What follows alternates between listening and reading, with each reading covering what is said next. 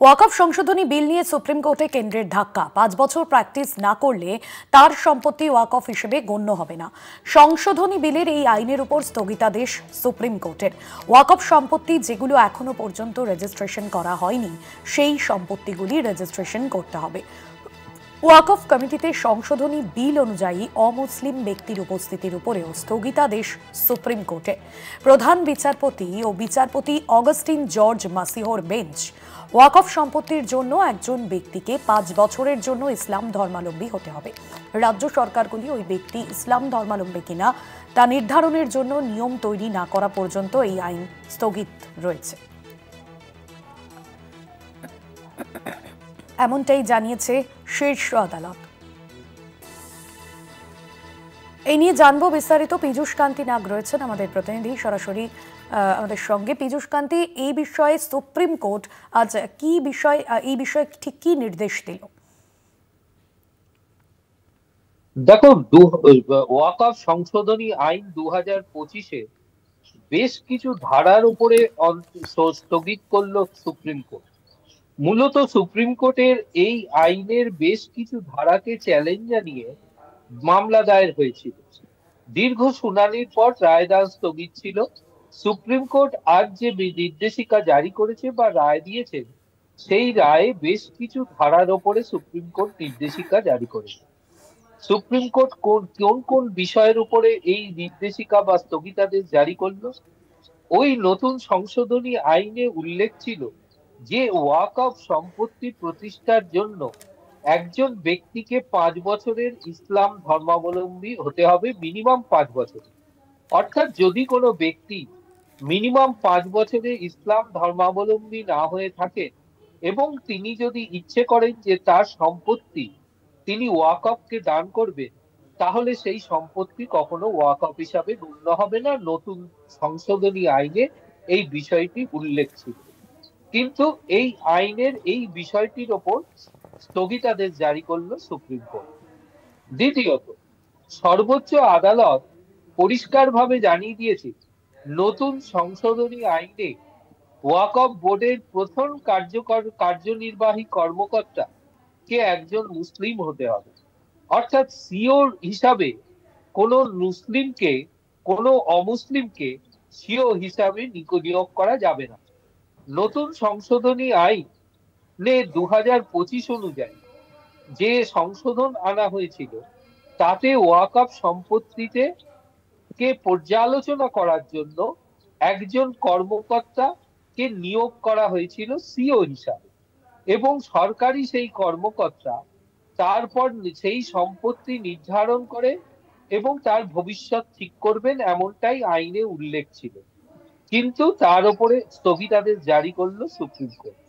Supreme court পরিষ্কার জানিয়ে দিয়েছে যে ওয়াকফ সম্পত্তি নিয়ে যদি কোনো সমস্যা তৈরি হয় বা যদি কোনো অভিযোগ আসে, এক্ষেত্রে সংশোধনী আইনে উল্লেখ ছিল যে জেলার কালেক্টররা তা বিচার বিবেচনা করে, নথি যাচাই করে, পর্যালোচনা করে তবে সেটিকে তারা ডিক্লেয়ার করবে যে সেইটি ওয়াকফ সম্পত্তি না সম্পত্তি নয়, বা সেই অভিযোগ সত্য না মিথ্যে। এই সমস্ত ডিসাইডেশনের অধিকার দেওয়া হয়েছিল কালেক্টর সিও হিসাবে। কিন্তু সুপ্রিম কোর্ট জানিয়ে দিল এই ধরনের কোনো সমস্যা তৈরি হলে তার নির্দিষ্ট ট্রাইব্যুনালের মাধ্যমে আবেদন জানাতে হবে এবং ট্রাইব্যুনালই নির্ধারিত করবে যে সেই বিষয়টি, সেই অভিযোগের বিষয়। 1995 এবং 2013 সালে যে ওয়াকফ সংশোধনী আইন, এবং সেই আইনে পরিষ্কারভাবে ওয়াকফ সম্পত্তির রেজিস্ট্রির কথা বলা আছে। নতুন সংশোধনী আইনে বলা হয়েছিল যে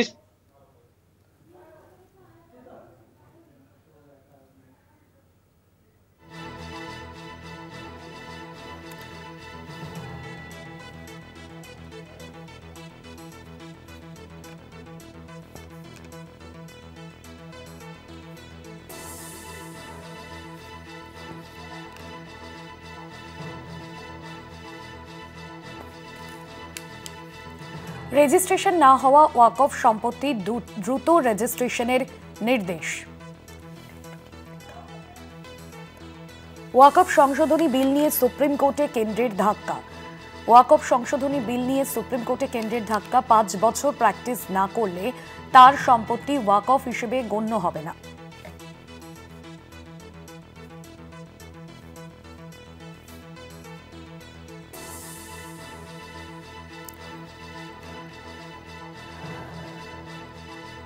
হাইকোর্টে অ্যাপিল হওয়াকালীন সেই সম্পত্তিতে তৃতীয় পক্ষের কোনো অধিকার তৈরি হতে পারে না, এমনটাই অভিমত আদালতের। সংশোধিত ওয়াকফ আইনের কিছু ব্যবস্থায় স্থগিতাদেশ দিলেও ওয়াকফ নথিভুক্তকরণে রায় সুপ্রিম কোর্টের। প্রধান বিচারপতি বি.আর. গাভাই এবং বিচারপতি এজি মাসির ডিভিশন বেঞ্চ সংশোধিত আইনে যে ব্যবস্থাগুলি হস্তক্ষেপ করেছে। আইনজীবী ফিরদৌস তামিম তিনি কি বলেছেন এ বিষয়ে শোনাবো। আজ আমাদের ডেজিগনেটেড অফিসার ততক্ষণ পর্যন্ত সেই সম্পদটা ওয়াকফ থাকবে না, এটা কখনোই হতে পারে না।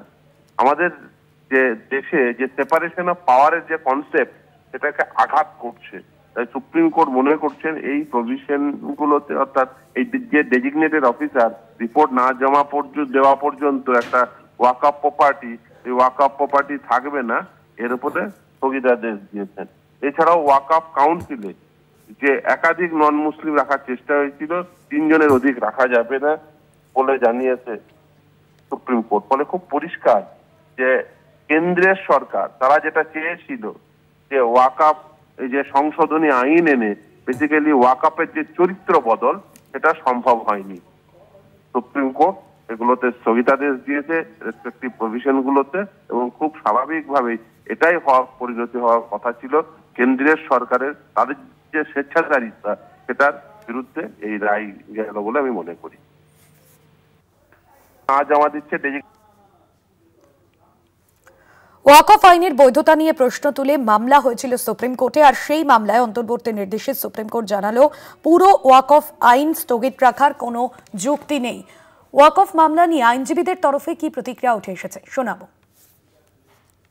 The Supreme Court has first found that there is a prima facie case for stay on certain provisions. They have not stayed all the provisions, the complete act, but certain provisions have been stayed, like the provision that said that you have to be a Muslim for 5 years have been stayed because there is no mechanism to determine whether the same can happen or not, to determine whether someone has been a Muslim for 5 years or not.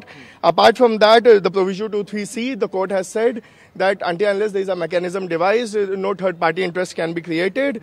Nothing can be, the people cannot be dispossessed of their Waqf properties. As far as non-Muslim members are concerned, the court has said that in the Waqf board it cannot be more than 3 and not more than 4 in the section 9. And on the registration, the court has apparently extended the time limit but has not stayed the provision. देखिए, court के फैसले के बाद बदलाव बहुत मामूली है। बदलाव सिर्फ इतना है कि अगर किसी वक्फ यूजर के प्रॉपर्टी को सरकार लेना चाहती है तो उन्हें उस प्रक्रिया से गुजरना होगा। पहले क्या था कि डिस्ट्रिक्ट मजिस्ट्रेट से रिपोर्ट लेकर के उनको उनके प्रॉपर्टी से हटाया जा सकता था, लेकिन अब उनको अपीलेट ट्राइब्यूनल और फिर कोर्ट का सहारा लेकर के ही हटाया जा सकता है। यानी कि थोड़ा समय लगेगा, लेकिन न्याय का जो पहले बिल्कुल दरवाजा बंद था, उस दरवाजे को खोल दिया गया है। माननीय सुप्रीम कोर्ट ने नए वाले कानून को एक तरीके से पूरी तरह वैलिडेट कर दिया है। बहुत सारे ऑब्जेक्शन लिए गए थे, बहुत सारे धाराओं पे स्टे करने की मांग की गई थी, माननीय सुप्रीम कोर्ट ने उसको नकार दिया है। केवल उनको इतनी रिलीफ मिली है कि जो नए वाले कानून में व्यवस्था थी कि जो 5 साल तक प्रैक्टिसिंग मुस्लिम होगा वही वक्फ कर पाएगा, उसको माननीय सुप्रीम कोर्ट ने स्टे किया है। बाकी और सारी मांगें नकार दी गई है। जहां तक बात ये थी कि ये डीएम के यहाँ सुनवाई होगी या ट्रिब्यूनल में, उस पर भी स्पष्ट कर दिया है कि जो मामले ट्रिब्यूनल में चल रहे हैं उसकी ट्रिब्यूनल में ही सुनवाई होती रहेगी, लेकिन जो नया आएगा विषय वो डीएम के सामने जा सकता है, या वो आदमी कोई ट्रिब्यूनल में ले जाना चाहे तो ट्रिब्यूनल में भी, उसमें कोई अभी तक रोक नहीं लगाई है। माननीय सुप्रीम कोर्ट ने नए वाले कानून को एक तरीके से पूरी तरह वैलिडेट कर दिया है। बहुत सारे ऑब्जेक्शन लिए गए थे, बहुत सारे धाराओं पे स्टे करने की मांग की गई थी, माननीय सुप्रीम कोर्ट ने उसको नकार दिया है। केवल उनको इतनी रिलीफ मिली है कि जो नए वाले कानून में व्यवस्था थी कि जो 5 साल तक प्रैक्टिसिंग मुस्लिम होगा वही वक्फ कर पाएगा।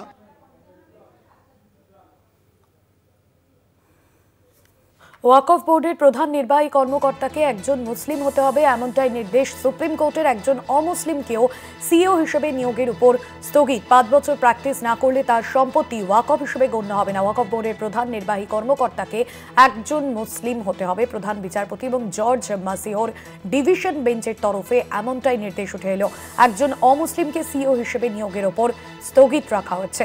ওয়াকফ সংশোধনী বিল নিয়ে সুপ্রিম কোর্টে কেন্দ্রের ধাক্কা। ওয়াকফ বোর্ডের প্রধান নির্বাহী কর্মকর্তাকে একজন মুসলিম হতে হবে এমনটাই নির্দেশ উঠে এসেছে সুপ্রিম কোর্টের তরফে।